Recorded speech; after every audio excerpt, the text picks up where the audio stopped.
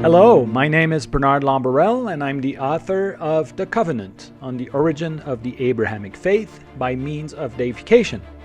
This is a historical essay in which I argue that Abraham is a historical character who made a covenant with not a god, but a Mesopotamian king who was deified and eventually gave us Yahweh. So in this video, I will review the state of research, which means the current academic perception and understanding of the story of Abraham, and why I've come to conclude that it was a mythical character, why the patriarchs are mythical characters. So I'll be using the same arguments to make a case as to why the patriarchs should be considered mythical characters.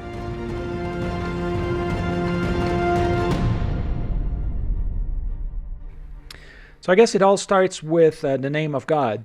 In the story of Abraham, we have God appearing as Yahweh and Elohim. Actually, this happens throughout the Bible, but it's pretty specific to the story of Abraham, as we shall see. And Jean Estructre is a French theologian who eventually suggested or thought that perhaps these two names came from two different sources that had been combined together. And that idea was later picked up by Julius Wellhausen, who eventually came up with a fairly comprehensive hypothesis on the essentially on the writing of the Bible and and obviously the Old Testament.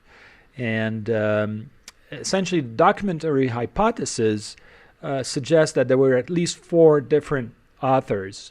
Or groups of authors, and one of them would be called J, because they would refer to Abraham's God as Jehovah, and another author would have been Elohim, or was referred to E for Elohim, because they would have been referring to Abraham's God as Elohim. So they would have kind of had the same different version of the same story that would have been composed and combined together by GE. And so at the on the onset, this theory evolved, and oh, by the way, the D is for Deuteronomy and P for priests. So those are just later authors. But in the beginning, at least in terms of the of Genesis, it's been argued that most of Genesis, and especially if you look into the end of Genesis, which is the story of Abraham, virtually all the verses have been composed by either the Yahwist or the Elohist, and that's a pretty well accepted hypothesis, and it kind of makes sense. I mean, in essence, started with two sources, one called, again, referred to as J, and the other one as E. Two different names for one God. So there was one character in the story, just different version of the story who got combined, and where basically Yahweh and Elohim are one and the same character. And so that's been the main hypothesis behind understanding the story of Abraham. Now, there's a number of additional facts that makes scholars conclude to the idea that this story is a myth.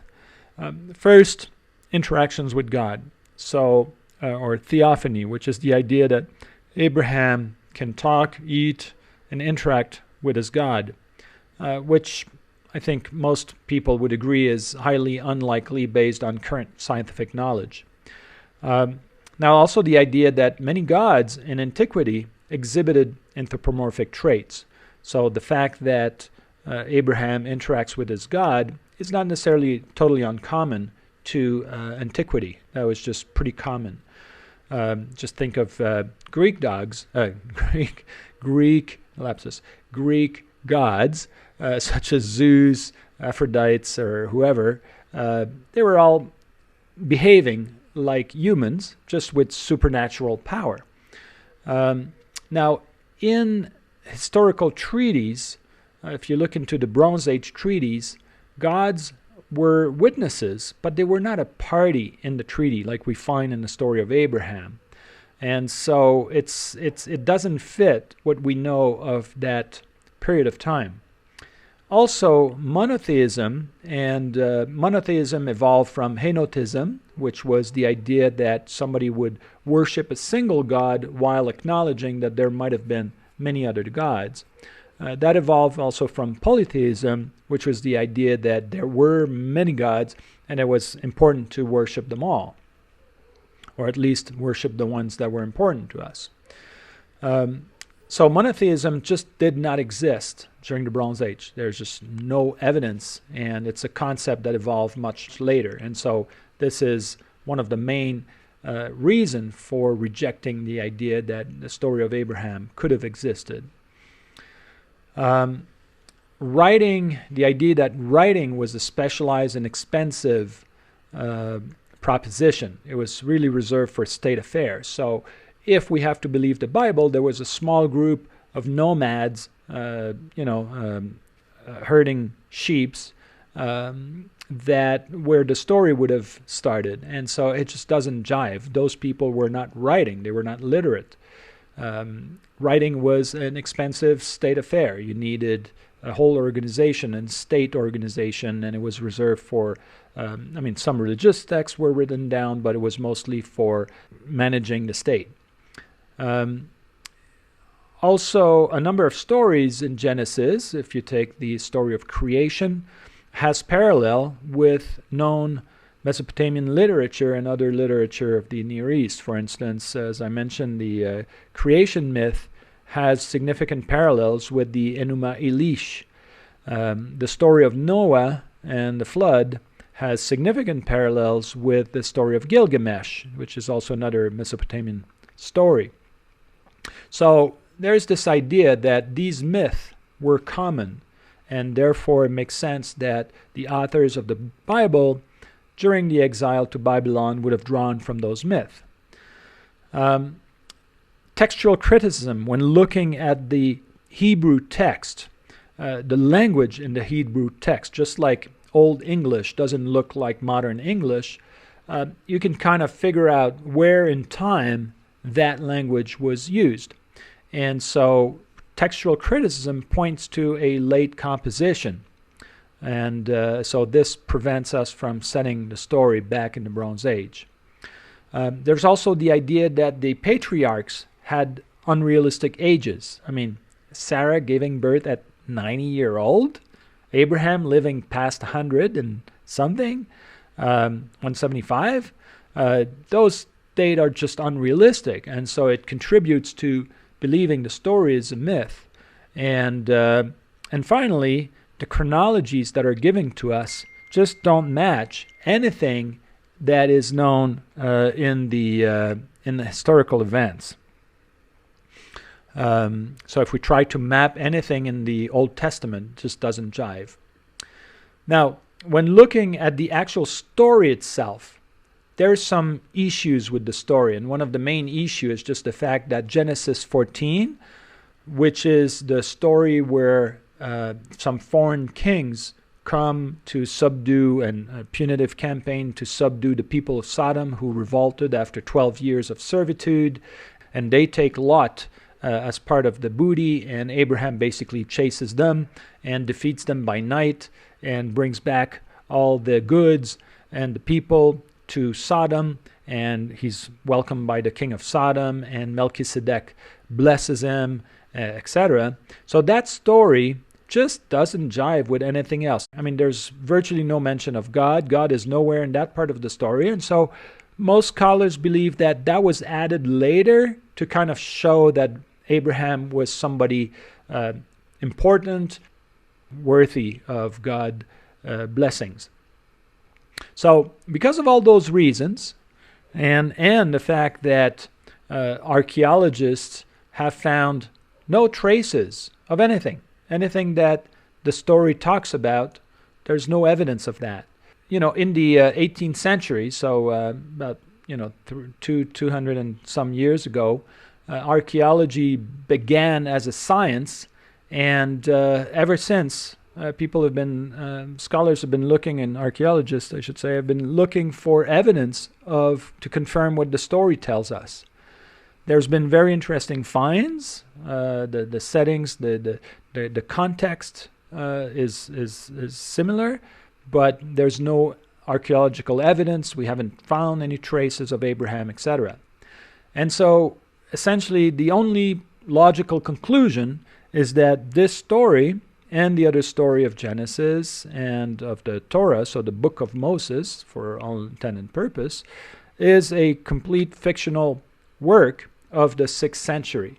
And that's what scholars have agreed to. So if we look, first of all, in the method of transmission, which is described in the Bible. So the Bible tells us that a divine covenant written by God on stone tablets were preserved in a mystical chest, the ark, and were transmitted over time.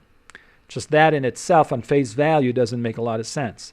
Now, if we look at it as a late myth or legend that was imprinted with a historical flavor and passed down orally, then, oh yeah, that makes sense. Because again, during the Bronze Age, the tradition tells us this is where Abraham should have lived. But almost 2,000 years before Common Era, or before Christ, the Canaanites were celebrating the memory of their dead, the beloved one, through the cult of the ancestors. Some temples were built, but they were built to celebrate and worship Baal, and which was a pagan deity in Shechem and in many other places. There were lots of Baals that were worshipped, and strangely enough, this Baal, which had a temple in Shechem, turned into a temple for Yahweh around 1,000 years before before the Common Era, and Joshua basically celebrated or worshipped Yahweh in this place. So the only logical conclusion is that this story was basically composed or invented sometimes around the exile, probably under the influence of Babylonian myth, and the Israelites needing to kind of construct an identity around this myth of a covenant with a God seemed like a pretty good idea. And so this is what most scholars today are in agreement with. So let's review a couple of scholars and their contribution to this idea. So first of all, we have William Foxwell Albright, which is a key figure in understanding the Old Testament. He was one of the first archaeologists to go out there and really dig and look for evidence that the Bible was correct. He was a brilliant man, but he was convinced that the Bible could be proven right, and so that tinted his observation and conclusions. But he did bring a lot of good information. Finkelstein is probably one of the men who contributed the most to change the perception and bring people to realize that Abraham and his other patriarchs never existed. He basically surveyed all the highlands in Israel and came to the conclusion that, first of all, there was no such thing as Israelites until a very late date in the country, and that so that the Israelites were really just Canaanites that somehow differentiated themselves at some point, but there was nothing such as a external invasion or anything like that. And so he rejected the idea that the patriarchs ever lived. Thomas Thompson, from the School of Copenhagen, he looked more into the text itself, basically, and archaeology, to conclude that the story of Abraham, again, was just a myth. Klaus Westermann is one of the premier commentator on Genesis, and he asked a lot of good questions and made a lot of good observations on the text itself. And an interesting question he raises is that he doesn't understand why nobody's put in more energy into investigating the notion of the cult of the ancestors among the patriarchs, because in his perspective there should have been more information there. Rentorf, he's the one who was really strong proponent that the text itself has to be taken as a unified text and should not be broken up into different pieces like a lot of scholars had been done, especially with the documentary hypothesis. People have been basically playing in the text, trying to remove elements, and figured, oh, look, if we remove all this, then what we're left with kind of makes sense. Lester Grab, in Ancient Israel, What We Know and How We Know It, does a pretty good summary of our current knowledge, etc., and so on. So these are important people. Some people disagreed or brought different perspective. Kenneth Kitchen, he's an Egyptologist, but he wrote this book on the reliability of the Old Testament, which is 600 pages long. It's got a lot of very good factual information to basically offer a counter argument to the idea, and he tries to demonstrate that no, the setting of the patriarchs is indeed in the Bronze Age, and he offers some really good arguments, but he's pretty much being ignored by the scholars who don't want to hear about that. Theodore Lewis and Francesca Stavrakopoulou are doing good work on the cult of the ancestors and how that influenced the development of Canaanite and Israelite theology. And so that's important to our work. Burnett came up with the idea that the word Elohim was actually borrowed from Egyptian text and is more of a plural of majesty, as he calls it. So, because Elohim actually means gods with an S, and so why would a single god be called Elohim? And so his argument is that it's a plural of majesty. And so that's it. Dever did good work and was one of the first one to bring under light the fact that Yahweh had a wife called Asherah. And Asherah, the interesting thing is that Asherah was worshipped as a pagan goddess, and she was the wife of Baal. And so I guess she switched over from Baal to Yahweh when he became more popular. But before Dever, this was kind of a not known fact, and he provided some good evidence there. Mark Smith is one of the top scholars today in terms of ancient Israel. He's published a number of important books. He's one of my favorite authors as well, and I think he brings a lot of great facts and exposes a lot of information. I just think he's biased in the way he looks at it. He's a believer, which is not a problem per se, but it definitely prevents him perhaps from having a very critical perspective in some areas. So those are some important authors. In the book, in the Covenant, I refer to over 150 scholars and citations. But there are important questions that remain.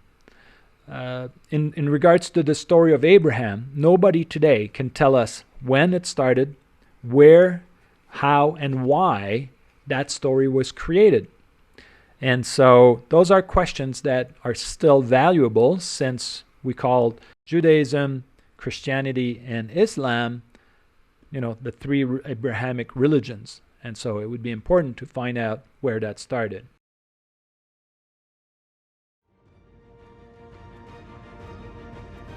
So this concludes the first section, this first video. And in our next video, we're going to take a different approach. We're going to argue, what if the story of Abraham, did not have a mythical origin, but actually had a secular origin. So was actually grounded in historicity. And so this is what we're going to be looking at next. And thank you.